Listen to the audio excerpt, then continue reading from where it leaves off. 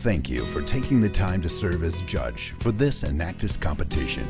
Your role is an important part of the competition process, as your evaluation will help decide which teams most effectively fulfilled the Enactus judging criterion. During this video, we'll review what you will see in the competition rooms and the criterion you'll use to judge the teams. We'll talk about the judging tools that have been designed to assist you in evaluating the teams, and we will review the decision-making and voting process. Throughout the video, we'll provide you with some general notes and thoughts to help you in your role as judge. Thank you. And now here is Desi. Thank you. Hi, let's get started. We'll begin with the presentation structure that you will see today. Ready? Each competition room is called a league. While you will only be judging the teams in your league, all the teams in every league are subject to the same format and the same rules.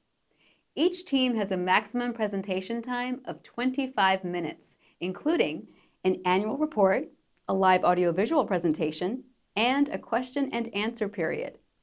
Following the team's introduction by the league coordinator, they will have exactly 3 minutes to hand out their annual report and set up their audio and visual equipment. The team cannot begin their presentation before the 3 minutes has expired. This also gives time for you to read their annual report and get familiar with their projects. Following the setup time, the team has up to 17 minutes for their audio-visual presentation. Please know, teams are not required to use the full 17 minutes, and there's no penalty for finishing early.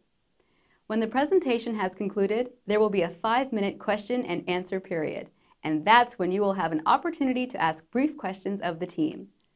During the Q&A time, please refrain from making lengthy statements or sharing too many praises of the team.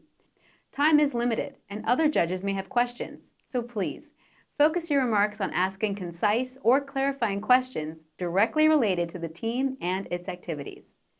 Please know, in addition to their annual report, teams are invited to distribute a membership directory, also referred to as a team bio.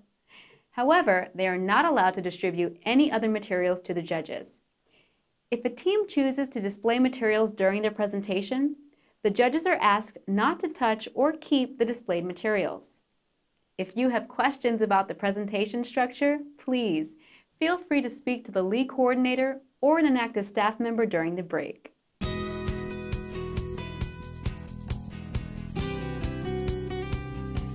Every Enactus team worldwide works within the framework of this same criterion, which reads, which Enactus team most effectively used entrepreneurial action to empower people to improve their livelihoods in an economically, socially, and environmentally sustainable way. This criterion is the sole basis upon which you will evaluate the teams. While it is a single sentence, we have segmented the criterion into 3 parts to make it easier to understand. The first part speaks to entrepreneurial action. This element refers to the approach that Enactus teams take in carrying out their projects.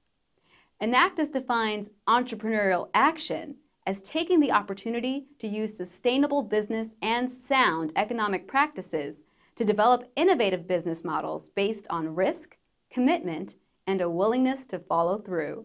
While there are many ways to address needs or problems, what distinguishes the Enactus approach is the belief that by applying sound business and economic concepts, we can create lasting solutions. It is important to note that entrepreneurial action does not mandate that a team launch a business or work solely with entrepreneurs. Using entrepreneurial action refers to the innovative or unique way in which the team addresses the need that they have identified for each of their projects. The second part of the criterion is empower people. Teams directly empower individuals when the project beneficiaries take the skills and knowledge they learn during the initial stages of the project and implement them in their lives. A collaborative approach is key when working with the target audiences to ensure long-term empowerment solutions. The third part of the criterion addresses improving livelihoods. While the first 2 parts of the criterion speak to the process that teams take in their projects, Improving livelihoods speaks to the outcomes. A livelihood is the means and activities involved in sustaining an individual's life. Livelihoods are fueled by what are known as livelihood assets. There are 5 categories of livelihood assets. Financial assets, the financial resources available to an individual, such as income from a job or access to financial services. Social assets, involving participation in networks, communities, and relationships. Natural assets, the natural resources available to an individual, such as air, water, or land. Physical assets, basic infrastructure and goods, such as shelter, transportation, water supply, sanitation, or energy. Human assets, the skills, knowledge, and ability to work needed to pursue desired outcomes. Livelihood strategies are the methods and processes used to transform those livelihood assets into outcomes. Successful Enactus projects investigate the livelihood assets and strategies currently being used by the target audience during the initial needs assessment. Teams should then work with the target audience to take an entrepreneurial approach to improve the current strategies or develop new sustainable strategies. Livelihood outcomes are the positive changes the project beneficiaries experience during or after participating in Enactus projects. Livelihood outcomes are not always income-based. Positive livelihood outcomes may be better health, less vulnerability, environmentally sustainable use of natural resources, or food security. In order to understand and evaluate the current livelihood assets, strategies, and desired outcomes, the team must conduct a needs assessment with the target audience before they begin the project. A needs assessment requires communication, understanding, and challenging long-standing assumptions about what outcomes people need. Teams should communicate to you what they learned from their needs assessment and how they took that information into account when designing the project. It is also the responsibility of the team to explain to you the tools they used to assess improved livelihoods for the target audience. During the needs assessment, teams should identify and benchmark the asset categories addressed by the project. This helps the team determine key output and outcome metrics for their projects. Teams may then use these asset categories and outcomes to tell the story of how they used entrepreneurial action to empower people. It is not mandated that every one of their projects address all of the asset categories. It is also not mandated that each team do projects to address each asset category individually. Instead, the categories are a means of looking holistically at the outcomes of the project. Definitions and a list of the livelihood assets can be found in your Judge Handbook. The final section of the judging criterion is economically, socially, and environmentally sustainable. This is in reference to the triple bottom line concept, also known as people, profit, and planet, and is meant to illustrate that for a project or initiative to be truly effective and sustainable, it must make sense economically as well as socially and environmentally. When presenting to you, the teams should show that they considered these 3 factors for each project and that no negative impact occurred in any of these areas. Before we review the judging tools, there are a few supporting thoughts that we want to provide you with that should assist you during the judging process. First, let's talk about evaluating the outcome of the team's projects. While some teams may present the results of pre- and post-tests or surveys from their projects, we are asking you to look for results beyond just outputs. If, for example, the results of a survey prove positive change in the target audience's knowledge or skill set, then the question you might ask is, what then? How did these people apply that knowledge to improve their livelihoods? And how was the team able to measure this effectively? The teams should demonstrate concrete outcomes and empowerment, not just outputs, were achieved by their target audience for each of their projects. With that understanding in place, there are a few additional points that are important for you as you make your analysis of the teams. Some teams will have projects with multiple phases that might even take place over multiple years. It is important that each team clearly communicate results from the current academic year, not just on ideas, plans, or previous results. Projects that clearly demonstrate improved livelihoods should be evaluated significantly higher than those whose full impact has yet to materialize. It is not uncommon for teams to collaborate with other organizations on projects. It is very important that the team clearly define who they collaborated with and what the team role and contributions were. Teams should clearly report to you the degree of impact they can legitimately and fairly take credit for. Teams are not required to conduct international projects. Although it may be impressive to see that some teams are able to impact those outside their home country, international activity should not automatically warrant the team additional credit in your evaluation.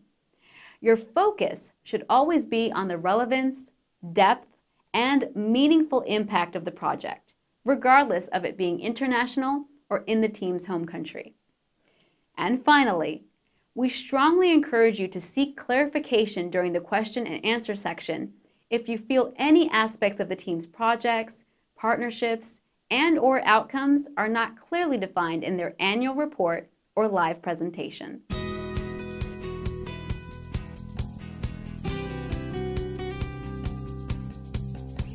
The Judge Handbook is designed to help you through the evaluation process of each team.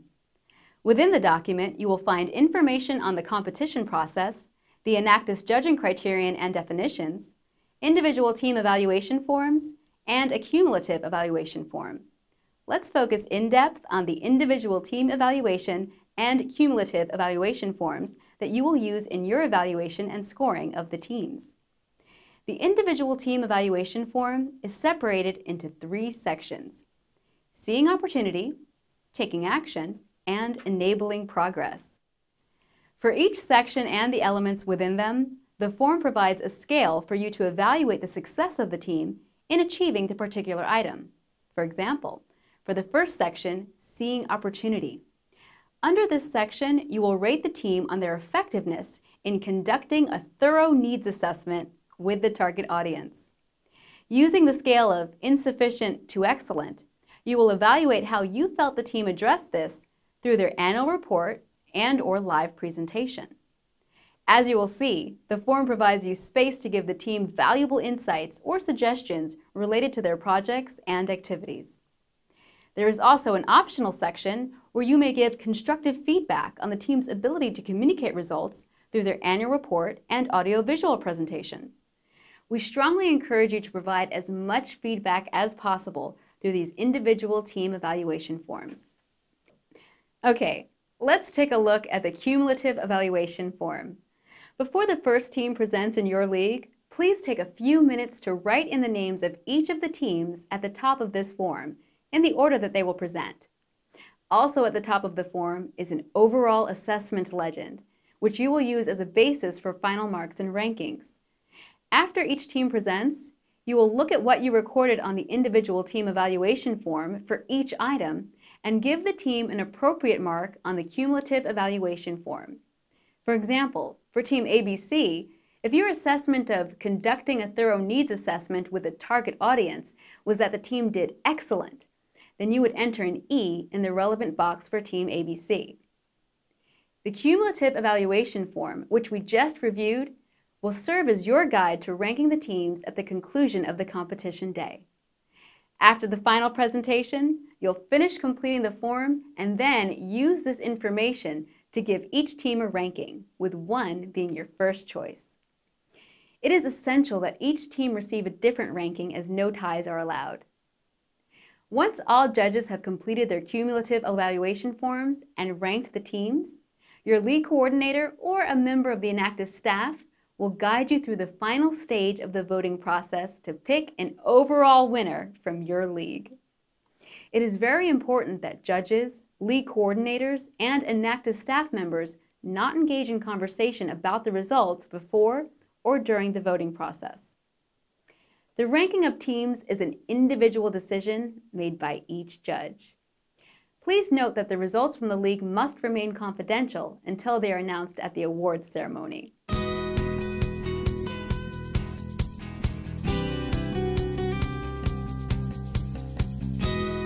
So, we've covered the presentation structure, judging criterion, judging tools, and voting process hopefully you are now feeling very comfortable with the role you will play as a judge of an Enactus competition.